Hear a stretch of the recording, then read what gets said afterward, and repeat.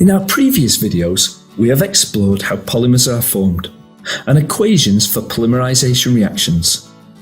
In this video, we will explore in more detail some different polymers and their specific uses, as well as the problems associated with polymers. As you now know, polymers are long-chain organic molecules made by repeating monomer units. There are a number of natural polymers in life, such as rubber, and even in our own body, we have natural polymers such as proteins, carbohydrates, and DNA, to name just a few. We will focus the rest of this tutorial on synthetic polymers. The common name for synthetically made polymers is plastics, which are used very frequently in our day-to-day lives, from simple packaging to complex structural building materials. However, the increased use of plastics in our homes leads to nearly 1/4 of all the solid waste being plastic.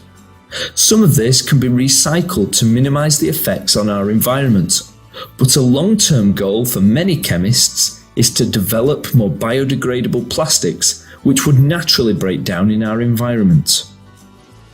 Here are some specific examples of polymers and their common uses. Polyethylene, used for carrier bags and sheet plastics. High-density polyethylene, used for drain pipes, water bottles and containers.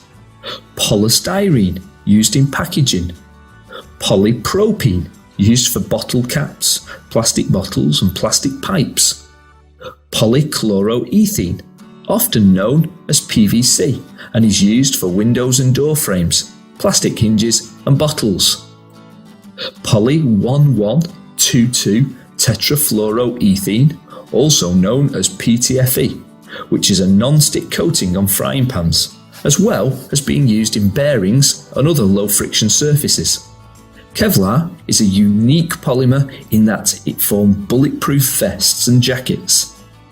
Nylon is used in textiles, clothing and carpets.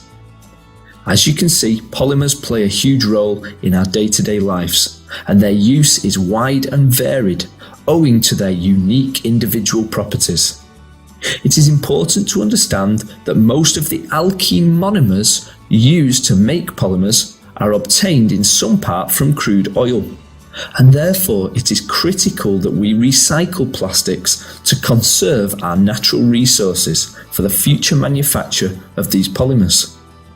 There are also big problems associated with the disposal of polymers.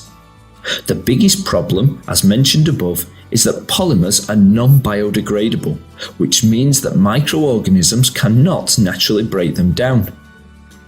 Disposal of polymers by burning or incineration is a possibility, as this generates heat which can be used to generate electricity. However, the burning of polymers produces many toxic gases which themselves can damage the environment and cause pollution. Now, at the end of this lesson, you should have an appreciation of the importance of polymers, be able to name some key polymers along with their uses, and also describe the problems associated with polymers.